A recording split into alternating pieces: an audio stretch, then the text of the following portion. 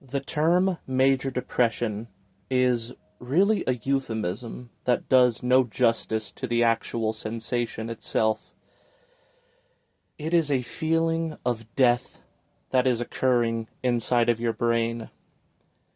It is the emotion of non-emotion, which ironically is the worst kind of emotion that is extremely intense, but only insofar as it is underwhelming. And sometimes when things are underwhelming, that is the most overwhelming, because there's been no emotion that I want to stop more so than anything else, as this feeling that is akin to a psychological root canal that is in my brain, and every time it flares up, there is no physical pain, neither is there emotional pain, but it's this incorporeal, evil pressure that is a kind of fear. Because if you've ever felt fear, you understand that it's the most dense emotion there is. Close to fear is actually shame. And this psychological death, it's dense like fear and it's dense like shame, but it's neither or. It's just the density of psychological death on account of hardcore depression. And the interesting thing is, it seems to be for no reason at all. In fact, it was my 28th birthday on the 26th of March, and that's when the root canal got its flare-up inside of my brain. And I looked at myself in the mirror, and my eyes were barely open, even though I was fully rested.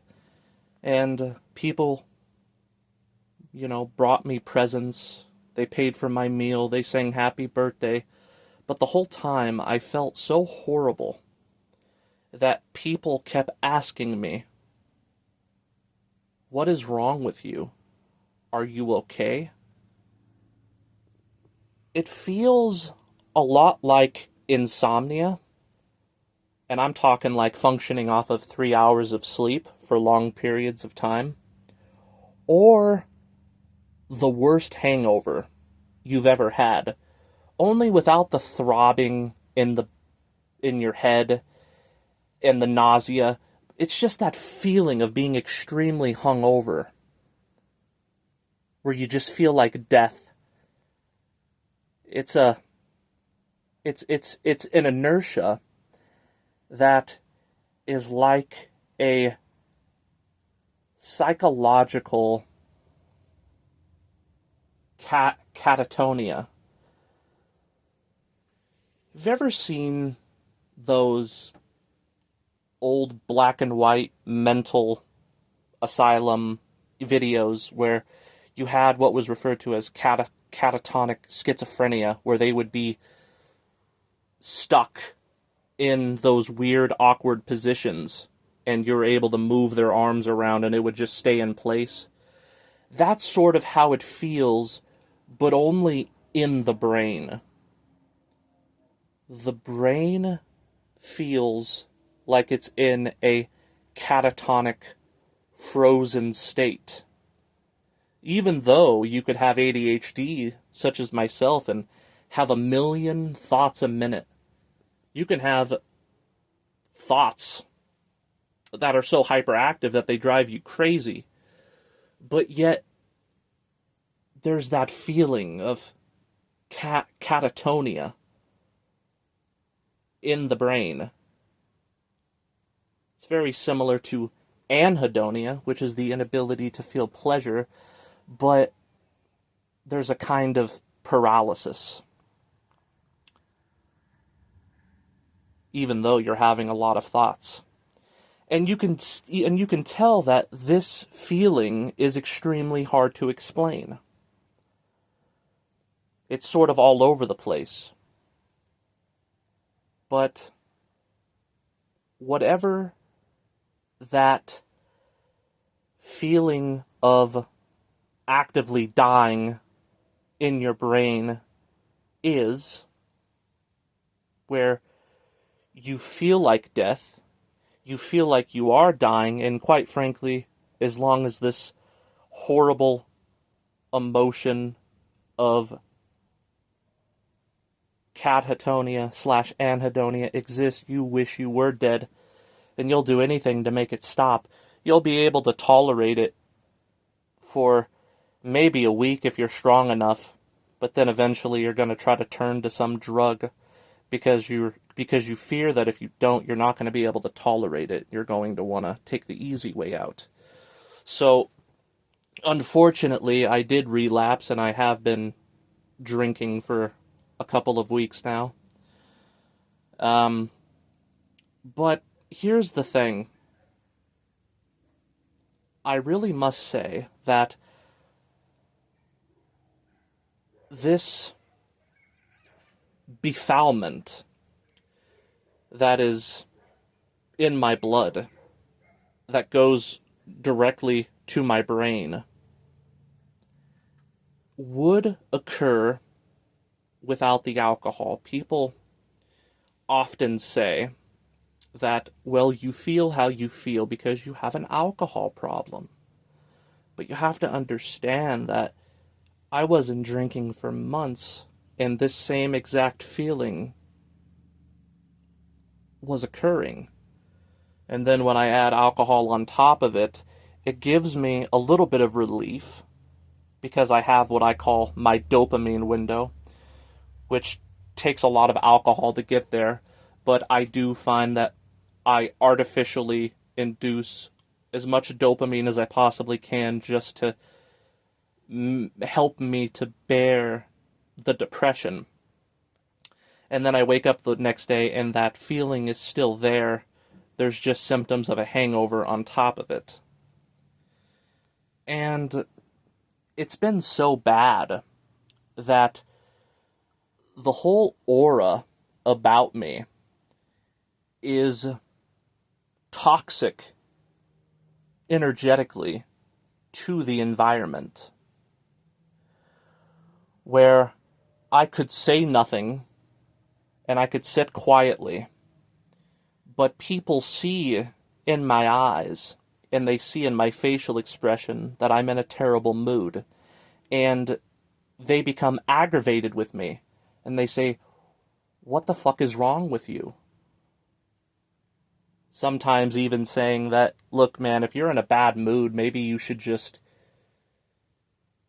not infect the atmosphere with your energy. Maybe you should just stay in bed." It's really interesting, because I've been extremely depressed before, but nobody knew it because I was able to fake being normal. But recently, it's been so fucking severe that I honestly, no matter how hard I try, cannot hide it without people asking me, "What is wrong with you?" And then eventually becoming upset with me, even though I literally didn't say anything or do anything. They just feel my energy. And they want me to get away from them, and I don't blame them, and I do get away from them. The only reason why I was around them in the first place is because I felt like I was obligated to do so. Because somebody texted me and says, "Hey, we're in the living room, we're going to visit for a little bit," or things like that. But now I tell people, just let me bed rot for a while, because I just have no energy. And yes, I have been attending work. I work a few days a week as a professional home mover. And even there, my boss asked me, "Are you okay? You look like hammered shit." Did you get enough sleep? Are you hungover? And keep in mind that this is even before I was drinking, right? And I told him, yeah, I got plenty of sleep. No, I've been sober for like going on 4 months now. So that's basically what it is that I'm dealing with. And that, of course, makes it really hard to make videos, because I'm having a hard time making this video right now. It's not necessarily, quote, taking everything out of me. It's just everything has already been taken out of me before I press the record button. And this isn't a cry for help. There's nothing anybody can do to make this go away. I have a feeling that if you were to give me $1 million and you were to invite me on a surprise blind date with some beautiful woman that would fall in love with me, maybe I'd have $1 million and maybe I'd have a beautiful girlfriend, but I would be nothing more than a depressive millionaire with a hot girlfriend who probably wouldn't want to be around me for too long, because I would just... See, this is the thing. I'm not a toxic person as far as my personality. But when you are depressed like this, your aura is offensive to the point where it is kind of like a kind of energy vampirism, where people who are in a good mood, they feel the horrible cloud around you, and they hate it and they want you to get away from them, because you're draining them just by your presence. But I find this to be involuntary, and it's been lasting for really almost 2 months now. Worse than ever before. And I just don't know what to do. It's a feeling of death. And the feeling of death is so bad that it makes you want to die just to make the feeling of death stop. But my hope is that eventually it will subside. That this is like some kind of a cycle. And this feeling that I'm undergoing is a nocturnality that is reaching its daybreak, and the sun will rise and I will have an ass crack of dawn, so to speak, shining within me. And even though the light will be dim, hopefully it will continue to rise to its zenith point at high noon, and then I could just stay in that old familiar happy state that I once knew for hopefully just as long as I was extremely depressed.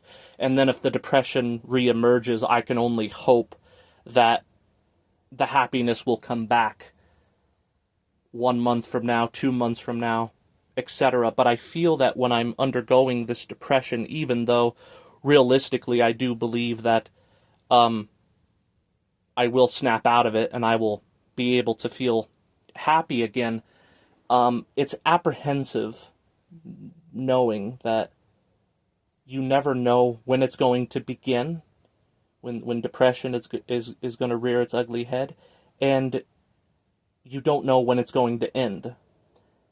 And if you compare just a few months of not necessarily feeling happy, maybe intermittently, but moreover feeling content with life, where you're like, yeah, I'm all right. I'd rather be alive than not. I feel, quote, good enough, okay? If you want to compare that feeling normal and decent for 2 months and then compare it to the depression, even going through cycles like that makes life not even worth it, because you know that it's going to rear its ugly head again, that fucking depression. And sometimes, like a drug addict who every time he relapses, the addiction gets worse and more profound. That's kind of what depression is like. I've noticed that I began to feel these sensations right around 2020, 2021. And it was like a bipolarism, if you will, where it would come and go for no reason. But I swear to you, as the years go on, whenever the depression comes back, it is seemingly worse and worse and worse and worse. And this one is the worst yet. And it's terrible because it is a sensation that is the worst kind of feeling you could possibly imagine. Like, for example, if I could, quote, feel normal, but have a broken toe and gotta walk around on crutches, I would rather do that than feel this way. If I had a chronic pain in my nutsack that was not too extreme, but I had to pop ibuprofen, and my nuts were always like at a level 5 of pain at all times, versus this feeling, I think I would want to take a break from this feeling and just have sore balls for a while, to tell you the truth. And if you're asking, why do you feel this way, Garrett? My response to you is, I wish I fucking knew. 'Cause truly I say to you that I have no idea. All I know is, because it's been going on for a couple months and I can't bear it any longer, I can only hope that it ends tomorrow. But unfortunately, I can't speak with authority in demanding the sensation to go away, because I just don't have anything in me at this time. I read philosophy. I watch YouTube videos. Sometimes I just mindlessly scroll brain rot content on Facebook. And I do that to try to distract myself from the depression. Have you ever had a pain? Say, for instance, you woke up in the middle of the night because you had a cramp in your leg. And those could be very painful, as you know. So you would actually create a counter-irritant where you would bite your tongue as hard as you fucking could until it bled, just to have the pain of you biting your tongue distract you from the cramp in your leg, right? Well, that's basically, as an analogy, why I do anything while feeling this way. I wish that when I feel this way, I could hibernate and I could just stay asleep, but unfortunately, that's not possible. So when I'm in this anhedonic / catatonic, mentally dead state, the most thing I look forward to is drinking a 12-pack of Budweiser, because that provides a little bit of relief, but unfortunately I can't drink all day long. I have to delay gratification. So what I do in the meantime, whether I'm watching YouTube videos, I'm watching a movie, or I'm mindlessly scrolling, or I'm eating stimulating food, is I'm using that, quote, pleasure, or that, quote, distraction as a counter pain, in the same way you would bite your tongue until it bled if you were having a really bad muscle cramp in the middle of the night. Because the worst thing to do when you feel this way is nothing.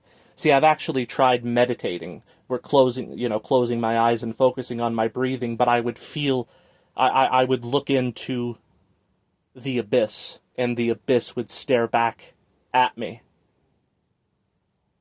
to quote Nietzsche. And when I look into that abysmal monster, I hate it, and I don't want to confront it. So I try to distract myself. I listen to an audiobook, something, and the feeling is still there, but the stimuli is providing my consciousness a diversion a terminal of diversion that could lead me to a destination point that takes a portion of my consciousness in the opposite direction of the depression. Okay? But on a positive note, as I'm speaking this, I do kind of feel a kind of a emotional release, and I do feel a sense of relief. And I apologize that, and I'm not even trying to feel sorry for myself, it's just, I wish I could make videos where I could provide empowering gnosis. But when the thing about hardcore depression is when you feel extremely depressed, it's such an overwhelming emotion that takes precedence over anything else that the easiest thing to do when you feel this way is to just talk about how horrible the feeling is. Okay? And I find that I've done a relatively decent job at describing what this sensation is like. But if you were to ask me to describe a prescription for how to be in the world morally, provide knowledge of why we live in a hell realm controlled by evil forces and this, that, or the other, I just don't have the mental fortitude to really provide that at this time. But I figured making a video like this would be better than nothing for those who enjoy my content. Another symptom that I would like to speak about, only because it just crossed my mind, is 2 words: depersonalization and disassociation, where the sense of self is disembodied to such an extent that when you try to get a sense of self within that is substantial, it is impossible, because what you see is not only pluralized and contradictory at best, at worst, which is my reality right now, you wish the, quote, old self would come back with all of its plurality and contradictions, because at least there was emotional activity that was involved with those ups and downs. But what you have now with the depersonalization is you kind of have a feeling of lack of a person. And you have this disassociation where you're walking in the grocery store and it's like you're viewing your body in third person. Where it's like you're on, not only are you on autopilot, but to use a video game analogy, you only have 3 HP, which is basically your health. It's like your health is only 3% while you're on autopilot. It's very strange. You know, not to mention the chronic fatigue syndrome, not to mention the feeling of inflammation throughout your body, which kind of makes me think that, you know, I seriously doubt it's dietary related, because this happens even when I'm eating healthy, but I'm going to try to do everything I can. If I got to walk, you know, I've tried it, man. I've walked barefoot because I've heard about the health benefits of, quote, earthing. I've sun-gazed. And this, that, and the other. And it doesn't really do anything. And it's actually quite funny, because sometimes people, such as my father, you know, they'll want me to make myself somewhat vulnerable, because they'll ask me to sit down almost like they want to have an intervention, but only in regards to your mental health. And then they ask you what's wrong, and you basically, in essence, say, well, I feel depressed. And then they try to provide all of these solutions. They'll say, maybe you need to go to church, or maybe you have a vitamin D deficiency, maybe you have a zinc deficiency. And it's really just fucking hilarious that people think this. People think that I feel like this because Christ is missing from my life, or that I have a fucking zinc deficiency, a vitamin D deficiency. I know the difference, okay? This psychological death, this catatonic / anhedonic feeling is absolutely no symptom that an autoimmune disease or any kind of vitamin deficiency can make you undergo. Yeah, don't get me wrong, if you have a chronic disease, or a chronic pain disorder, it can certainly make you feel depressed. But this type of depression, this level of severity of depression, I think is really just a psychological mental illness. That doesn't have anything to do with the body, at least for me. And I wish I am wrong, because if there was, if I could just take a fucking zinc, and then it's like, oh, it was just a zinc deficiency. Like, people who don't understand what hardcore depression is like, you shouldn't bother to even explain it to them, because they just because they're just not going to get it. You know.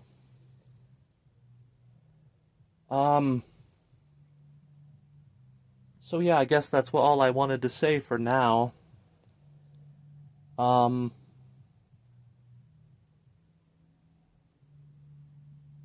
Is that all I want to say?